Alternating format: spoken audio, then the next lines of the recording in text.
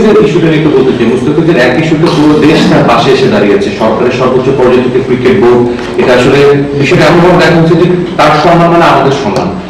এটা আসলে একদম ক্রিকেটার হিসেবে আপনি কিভাবে দেখেন যে একটা দেশ, পুরো দেশের সরকার থেকে ক্রিকেট বোর্ড সবাই তার পাশে এসে দাঁড়িয়েছে, এবং এটা আপনাদের ইন্সপায়ার করে কিনা যে আসলে মুস্তাফিজ যে জায়গাটা অর্জন করেছে অন্যদের জন্য সে অনুকরণীয় কিনা, কতটা?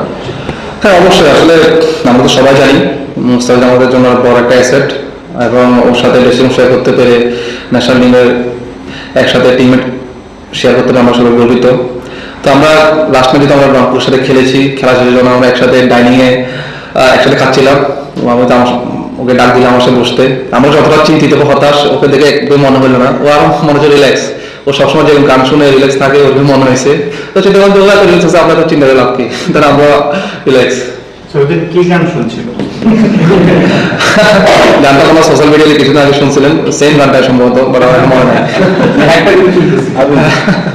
সব ধরনের খেলার খবর পেতে সাবস্ক্রাইব করুন। সঙ্গে থাকুন খেলার পাতার।